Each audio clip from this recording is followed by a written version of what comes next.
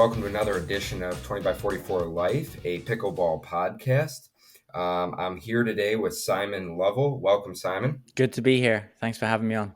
Oh, it's great to have you. It's great to have you. So, Simon is a personal trainer, author, creator of Picklepreneurs, and that's going to be a tongue twister for me between a pickleball podcast and Picklepreneurs. And is most importantly, a pickleball player and an avid member of the pickleball community, which we're all about here on 20 by 44 Life. So, Simon, I'm obviously very familiar. I've read a lot of articles about you, so I'm privileged to be able to have you on. You've been featured in USA Pickleball, Pickleball Union. I know, podcast side, and you have a lot going on as well.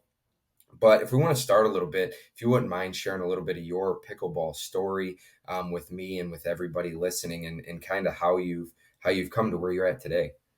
Yeah, so basically in 2021, I got COVID like a lot of people. And then I came down with a condition called Guillain-Barre syndrome. Basically, the immune system attacks the nerves, and I was basically unable to walk. So I went into hospital for what's called IVIG, and basically they pump you full of stuff to get you walking again. I got walking again, but then as part of my recovery, I went back to Florida to be with my family. And it's then that I went into kind of a mental spiral, being an entrepreneur, being someone that's been in business for so long, and then really having this condition, impacted my mental health, went into like a spiral of depression, a lot of anxiety. And I would say that I kind of just gave up on life in a way. I did certain things, but I would remember being at the pool in Florida, just kind of like with a notepad, just blank.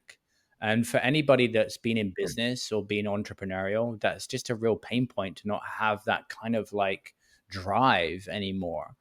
And so that was definitely painful. So came back to San Diego, which I've been in States now for just below 10 years. And it was then that I picked up pickleball again. So I'm here in Coronado, San Diego. But basically, I've been in the personal development space and business space for over a decade, actually helping people with personal transformations, entrepreneurs, CEOs. I was a personal trainer. I had a business helping personal trainers grow their businesses, coaching and consulting them. Part of my recovery was I would meditate in this field for 2 hours, because I've done a lot of meditation. Joe Dispenza, if you've been into that space, just done all the meditation stuff. And I was meditating to get my posture better as part of my condition, because part of my condition, when it impacts the body so much, is that I would be on an acupuncture mat. I would sleep on an acupuncture mat, still do actually. So I would meditate in this field, 1 hour in the morning, 1 hour in the evening.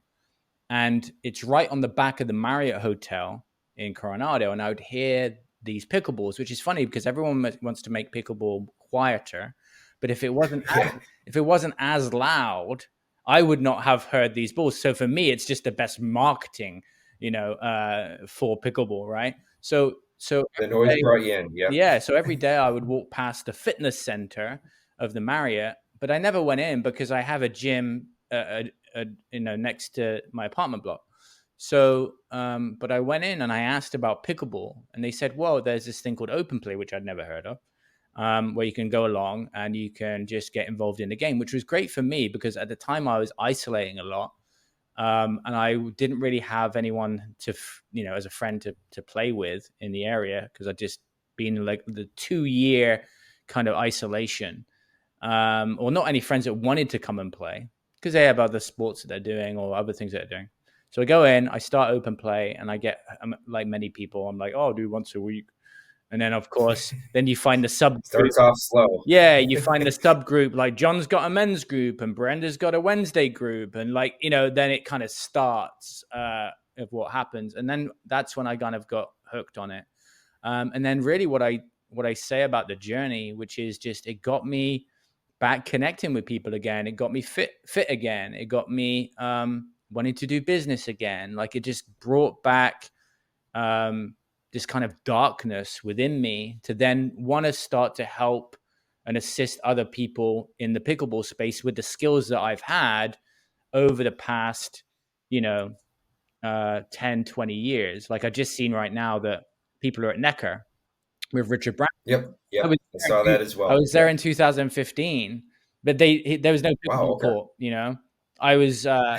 So Yeah. I was Now they're doing glow in the Richard. dark. Yeah, Richard loves tennis and he loves kite surfing. I ran along the beach with him, and I would love to be there now. Actually, part of my visa, I can't leave the States right now, but so that was interesting. Like for me, things are coming kind of full circle when it comes to the fitness space, when it comes to pickleball, when it comes to just like now helping coaches and other businesses and stuff like that. So I am all in with pickleball. I love it, but it's very close to me. Like I would say, for a person on a personal transformation level. Often people would say, why do you do what you do? Like when I used to work more with personal trainers, I'd be like, why do you? And people, they struggle to actually find the real deeper reason. For me, it's very easy because it was the Guillain-Barre uh, that really led me to pickleball, and now obviously into the space of more talking about business and transformation. And honestly, it's a super inspiring story because we all have, for me, it's a small story in comparison to that in terms of how I got into pickleball. But that's the thing when I talk to people about pickleball, what pickleball means to them, how they got involved. A lot of times there's a story of a family member brought them to the court, or they weren't athletic, so they athletic quote unquote, so they went and jumped into it from a fitness perspective, or they were at a corporate team building outing. Now I'm hearing things like that, which is a whole nother side of pickleball that's growing as well, the corporate influence, the opportunity that anybody can jump on a court. But just hearing how you were able to get involved and jump right into a pickleball community because of the sound of the ball and knowing that something was going on out there and spark some interest, and what that's grown into now for you today is, to me, it's inspiring, and it's inspiring for our whole game of what pickleball can mean on a large scale to people as well. um, and one thing, so I was going through, like I mentioned, I know you've been featured in USA Pickleball, and honestly, that was an article. I don't read every single thing that goes on to USA Pickleball to begin with, but I read a lot of it. I try to stay in tune with everything, and I read the article that was out there, and one thing that hit home, and I'm actually going to read the quote here, because to me it rang a bell because I try to travel globally with pickleball. I've been blessed with other sports as well, hockey being able to travel the globe and things like that. But in your article, there's a quote: everyone says pickleball is an addiction. An addiction is something you can't stop. I think the opposite of addiction is connection. But I think with pickleball, the addiction is the connection. For me, the hook is a connection with people and the joy. To me, Mm-hmm. that honestly just rang home because I feel like everybody that's picked up a paddle that's been ingrained in a community can that resonates with people. And I think that's really what we're trying to hone in on here at 20 by 44 Life, a place where people can hear the stories, connect, learn more about pickleball, and really grow, whether that's in the Midwest where I am, whether that's on the West Coast where you're at right now, in a bit of a pickleball hotbed, I'll say. San Diego is really in, Coronado area, and everything's really picking up from what I hear. But yeah, if you just want to touch a little bit, I mean, on that, if you don't mind, on how, like, what does that pickleball addiction or connection mean to you right now Mm. in your community? Okay, so I need to give some context to that quote because if we go back prior to Guillain-Barre, before I got it, in the days right before I got it, I was actually speaking at an event in Idlewild, and I was doing personal transformation because I worked with personal trainers and studio owners helping to grow their businesses, and then I kind of let that go in 2018. I went through a big spiritual shift, and so I've been in the personal development space. But what people don't know about my journey is that I went through a lot of addictions. So my addiction, I went through bullying when I was a kid. And so trauma and being bullied, basically then I went into an addiction pattern. And my addiction pattern was like this: when I was a personal trainer, but I was also a DJ. So I would have this pattern where I would drink, I would smoke, I would gamble, and then I would take drugs. And it was all on a weekend. And so I was doing that because I felt like empty inside and I needed to feel better about myself. So this quote around the opposite of addiction is connection actually comes from Gabor Mate, who's like kind of like this addiction person in the personal development space. And so then I started to think about more about addiction in terms of like it's often seen as like a negative, right? Of like we get addicted to something. And of course, addiction is something that you can't stop. And I was in that dark place wanting to get out. But then as I started to play pickleball, I started to realize like, yes, there's more like healthy addictions, you know, and like I'm doing this and it's actually building and helping me to grow. So I think that obviously we know, like on the podcast, we know that once you start, you know, I think I saw a quote somewhere, which is like, I don't hear many people that once they've started, they've stopped playing pickleball unless it's for some serious like injury reason. Very true. Um, Very true. but to me, I think that there's so many parallels that run into, you know, the personal development and actually personal transformation space when it comes to healing people. And that's really what I'm here to champion, which is to get more people starting. Like there's a circle of pickleballers, Yep. but then there's also the people on the outside that don't and aren't aware about it right now. Yep. And I'm more for like introducing more people into it as well. Because for me personally, also as an entrepreneur, if I'm being really honest, you know, I was that entrepreneur that was spending a lot of time behind the computer, you know, focused on making money, and not that that's bad, but in an unhealthy way. And whenever people would say to me, Simon, what are your hobbies? Work. Yep. Business. What I do. Yep. What I do. Right. Yeah. And so I think that now, like, I don't like, let's say that someone wants to book a call with me or have a conversation. Like if that's on my open play time, like that's in my calendar. Like to me, like, yes, I'm growing a business. I'm growing in pickleball, but it's very important for me to keep that pickleball time. So I don't want to segue back to what I was doing before, which was more unhealthy for me.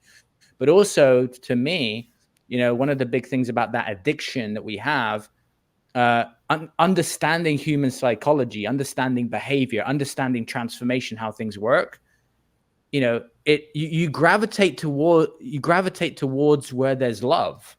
Yeah. Right. So if you're hearing all the time, you know, oh my God, Simon, you're improving, which is a big one for me. Like if people haven't seen you in a while, oh my God, you've come so far. You know, if your love language is words of affirmation, which for many of us they are, it's not just that you're drawn back to the sport, you're drawn back to the love because that's what is very attractive for us, you know, as individuals. So I think that there's so much transformation in pickleball in so many different areas, but people obviously have to be aware of it. And I love the philosophy and the outlook as well, because there's oftentimes I'll get people that are new into the game or people I suggest go and try the game. And most people are welcoming, right? Pickleball world it can be a very loving community, honestly, welcoming with open arms. But there's oftentimes where people don't know, where can I play? Where can I go to play? You know, how can I find a group that's beginners, or that's maybe somebody's coming from tennis and they feel they're already, you know, maybe at a little bit more that intermediate level, but don't really have a group to play with. And you know, I try to, you know, either just jump on court with people, or, you know, book time, or just go out and hit, or try to be at the local court a little bit extra, weather permitting in this area, in the spring and summer, to be able to try to just be out there and not have that disconnect.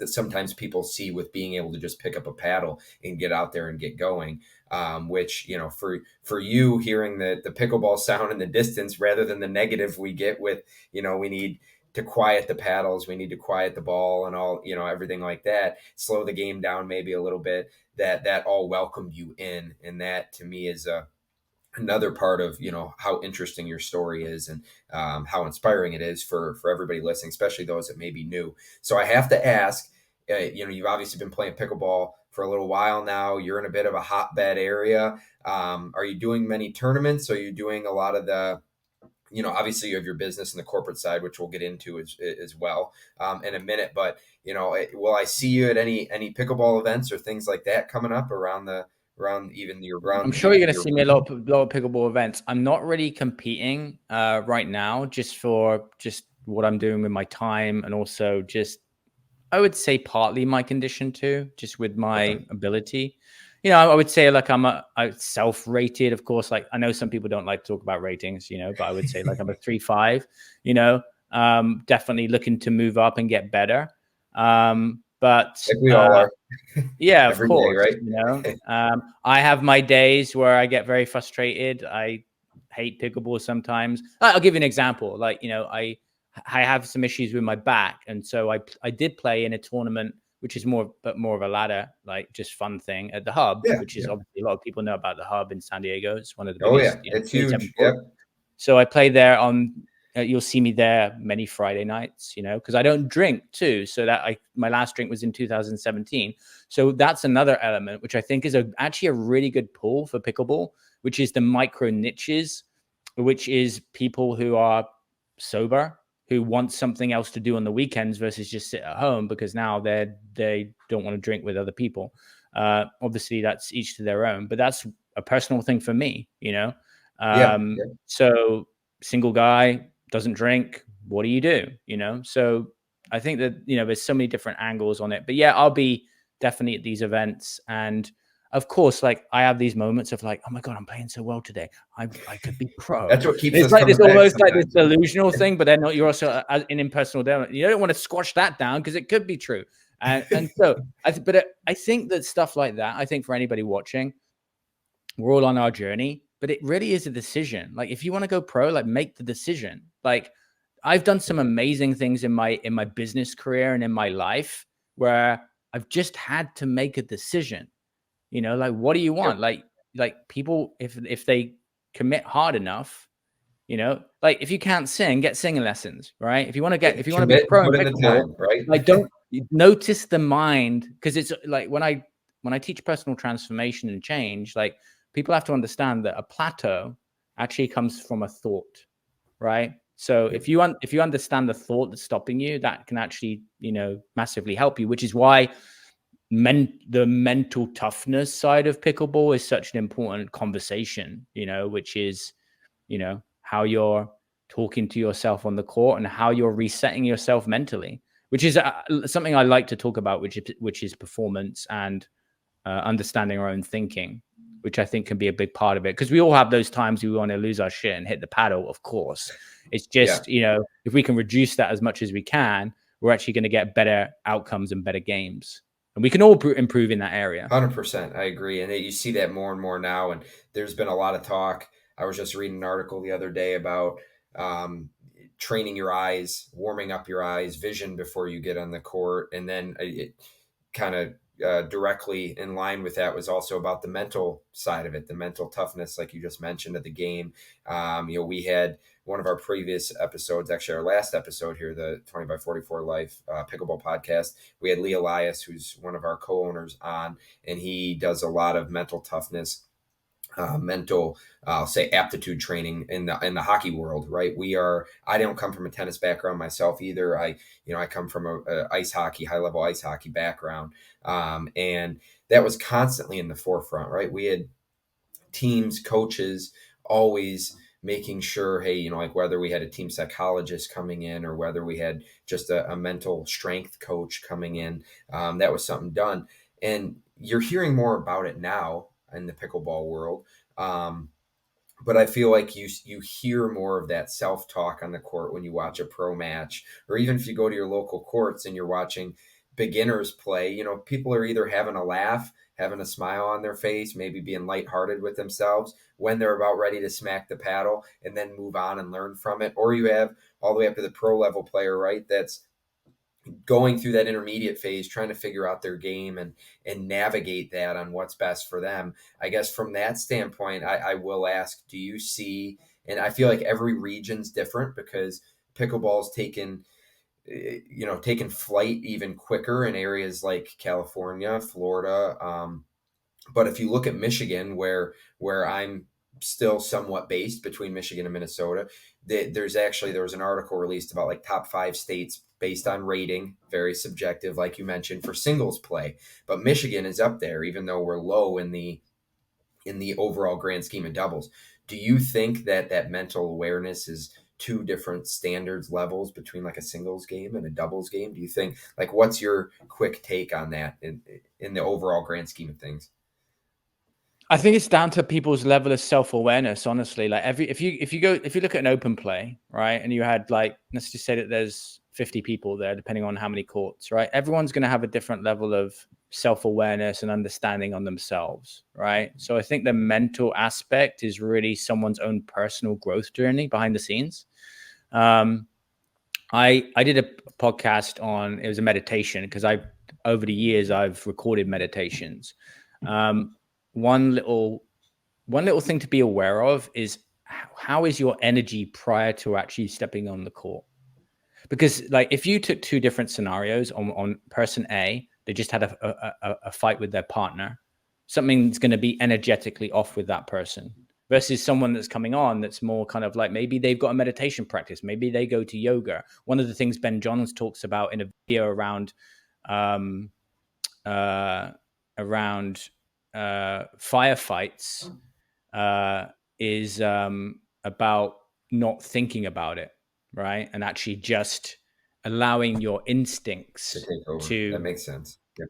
hit, right? So yes, things can happen while you're playing that shift your energy, but it's one simple thing that people can do before they get into the court is just be in check with where your energy's at. Like that's part of self-awareness, which is embodiment training, right? Which is closing your eyes, going inward, the connection between the mind and the heart. So the heart is about that intuition. So if we're not actually just doing something strategically before we go into the court to ask ourselves the question, am I connected with my heart? We got to understand that the heart is the center of intuition, and which is very important when it comes to performance. So when you go, before you step on, if you're feeling in a funk, that is going to impact your play. Yes, you will go on and you may be able to, shift that energy because you start to win some points.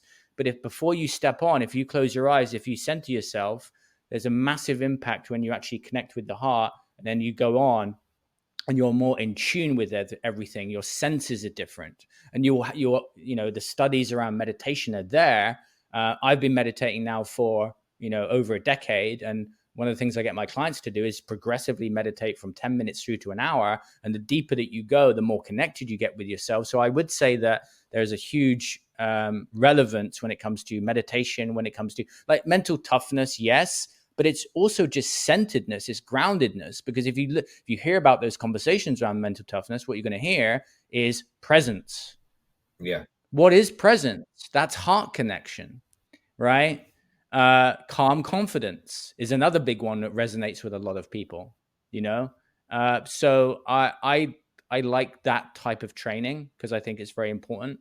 But also, and I'm sure you've spoken about this before, but just simple resets. Like I tap my paddle a couple times. It's just like almost like a chant in a way. That's exactly what I Bang was going to bang. bring up. Yep, I'm the same way. Yeah. So yeah, So those things I think are really important, and of course, the conversation with partners and other things. Tournaments obviously going to be different. I've not played major tournaments, but obviously I understand what it's like to play in a rec game.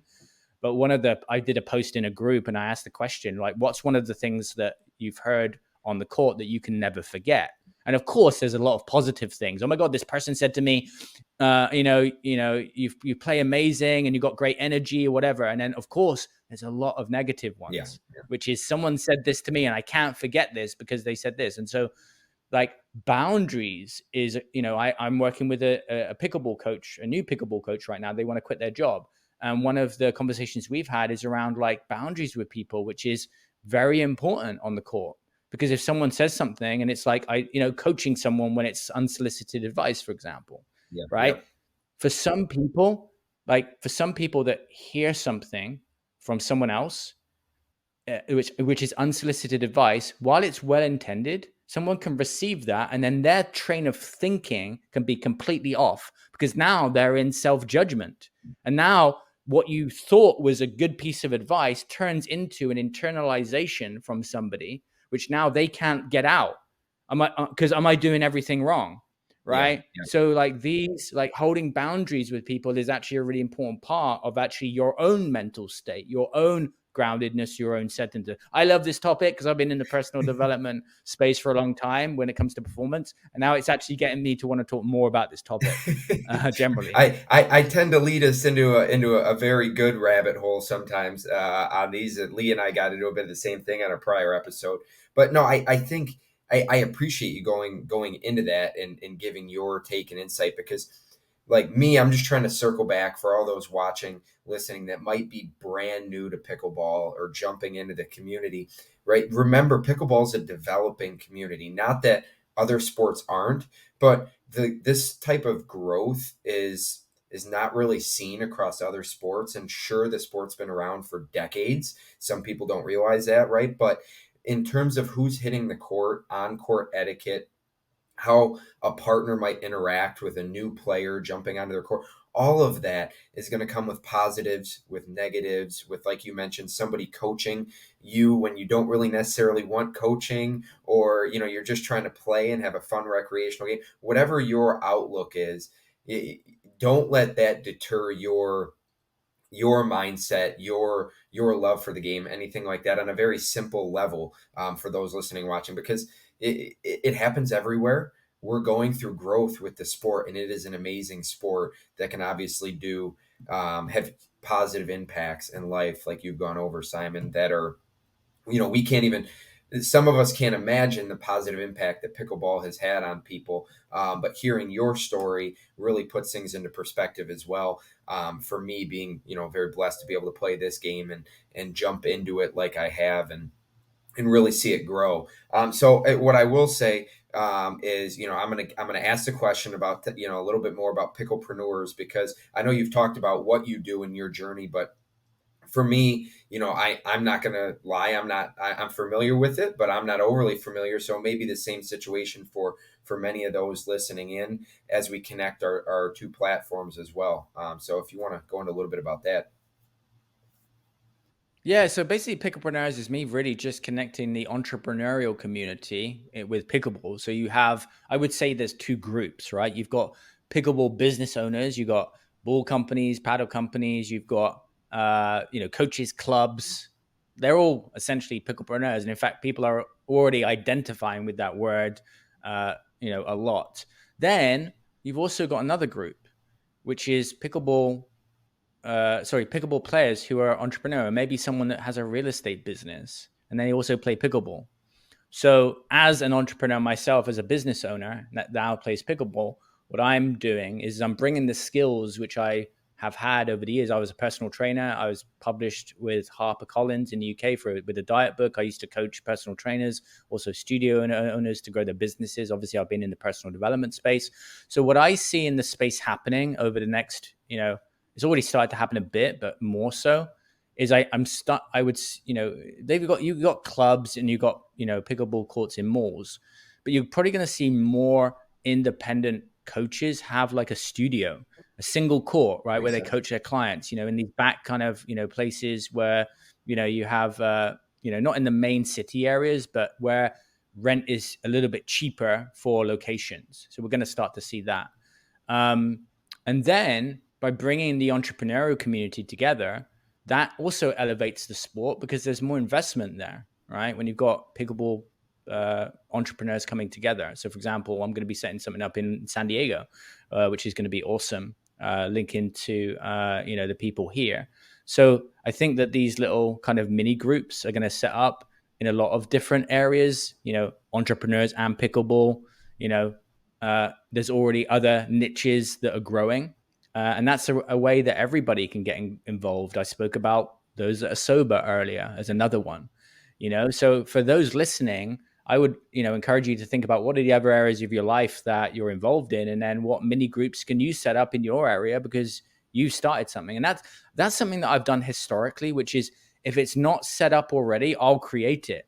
I had a group for entrepreneurs that was called Spiritual Hustle, which is spiritual entrepreneurs, and I put people together and they started meditating together.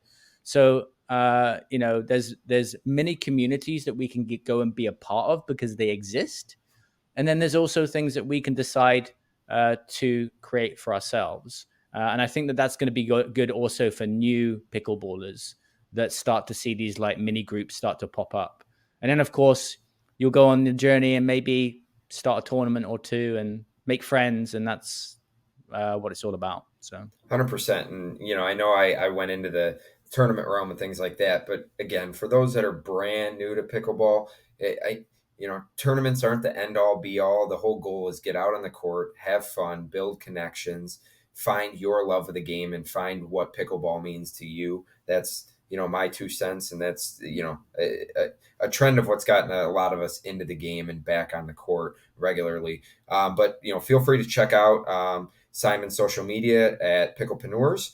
And I have to ask, I wouldn't be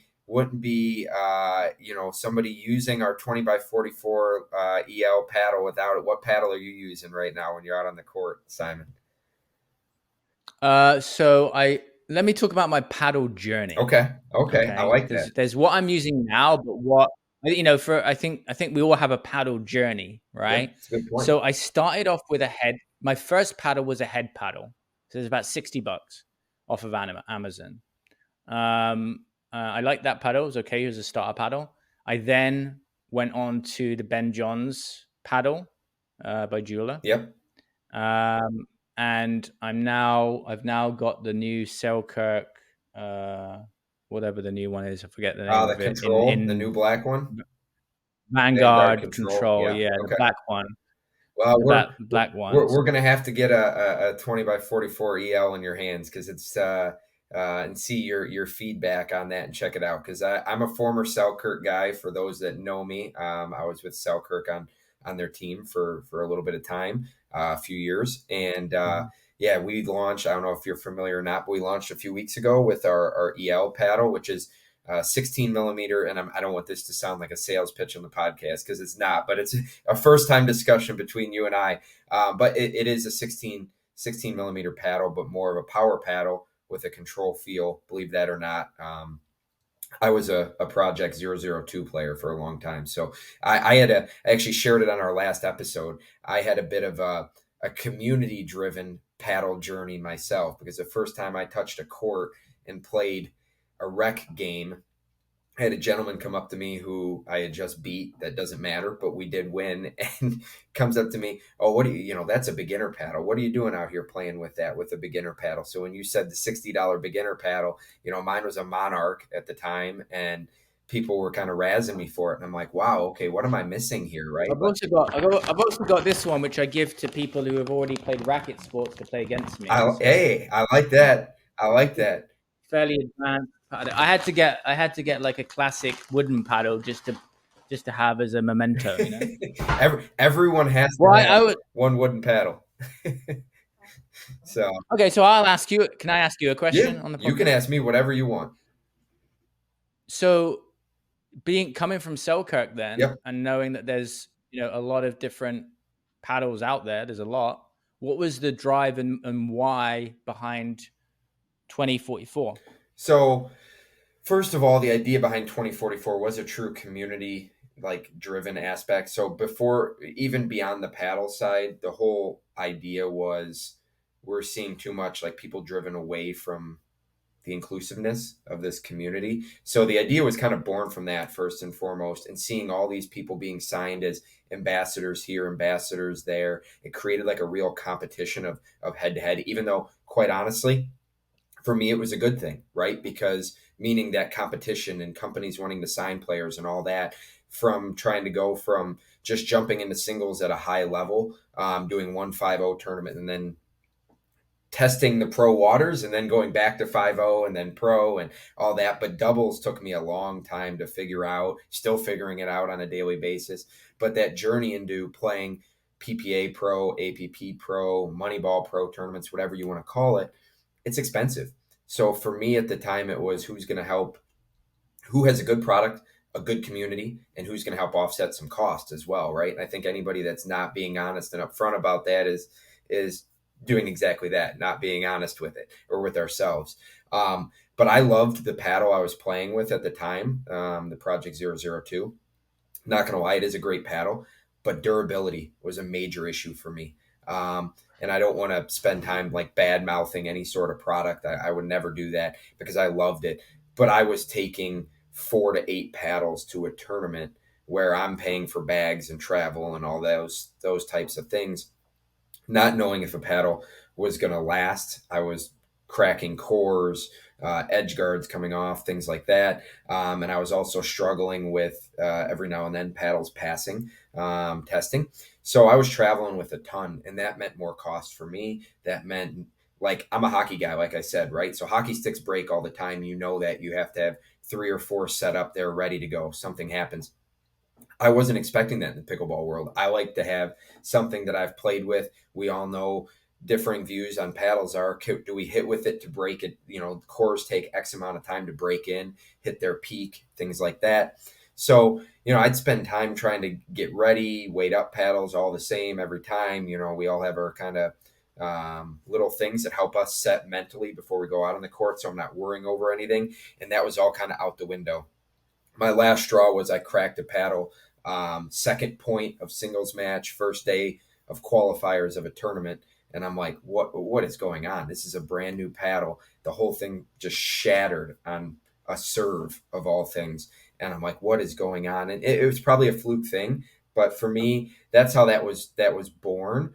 And we wanted to create a paddle that's the latest in tech, that had player input. So we went around and got player input from developing, growing pros. We'll say, actually, one of my good friends just won the first NPL combine for senior pros. That was down in Florida a couple weeks ago, and he's a part of our 2044 Life Pro team now. But yeah, so we were able to get input from a lot of players. Came out with an elongated paddle, meaning almost a 6-inch handle, just short, an elongated face, so similar to that Vanguard shape and overall face size, but thermoformed.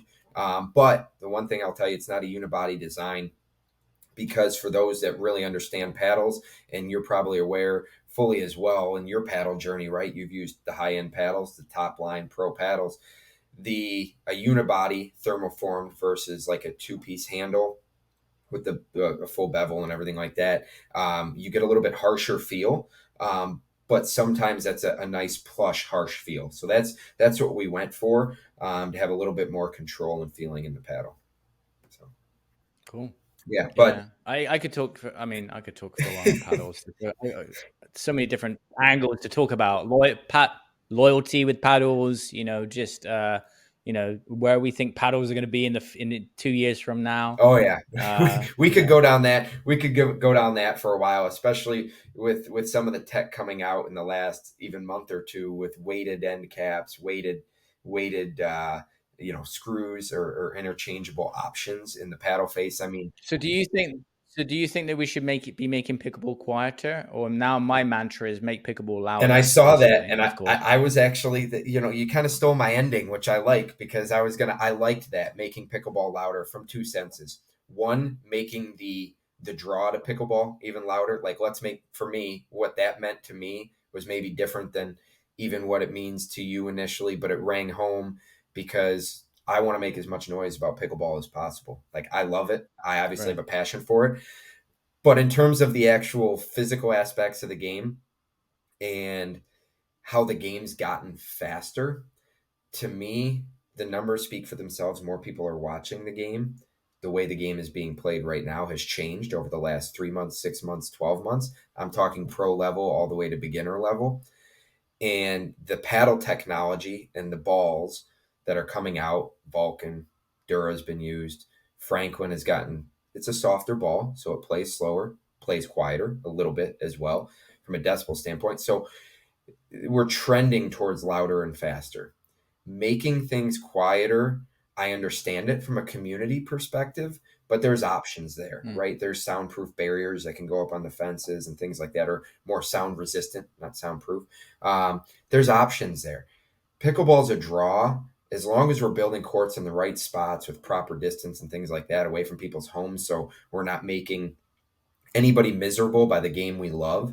I think it needs to be loud. I think it needs to be fast. I think we're all going to continue to develop with the game that way, is my 2 cents. So Yeah, very cool. Yeah, I'm all for making it louder. So I figured even if it upsets some Karens, it's okay. that every sport, every adventure, everything we all try to do is always going to upset somebody. That we're not always going to please everybody, or we're probably not doing things right, or growing fast enough, or whatever we want to call it. So, for me, I think we're going in the right direction, and it'll be interesting to see how the game grows. But yeah, I mean, I could talk forever about it as well. But I appreciate you joining us, Simon. I appreciate the insight you gave. You've inspired me to make my day even better here, and get up from the desk a little bit here as we're filming this, and luckily I'll be able to get back out on the court tonight. But any final words or anything you'd like to leave the listeners with? I would just say, I mean, depends who's listening, right? If you're just starting, then just keep going. Increase your sessions. Don't speak too badly about yourself if you have some bad games, and just know that that's just an energetical reset that you can do. And just invite more people to play. If people are are curious because we post on social about it, I just get them along and just teach them the basics, and then suddenly they're kind of into it. So I think everyone can kind of do their part in growing the sport in whatever way. And always, I would just say, share your story. We all have a story. Even if we don't think it's valuable, we all have a story. And the more that we share it, the more that we can inspire people. So thank you for having me on. All right. Well, thanks for joining us again, Simon. For all those listening, check us out at 20x44.net for more podcast episodes for paddles, balls, all your pickleball needs as well. And appreciate you coming on, and join us next time for another pickleball podcast.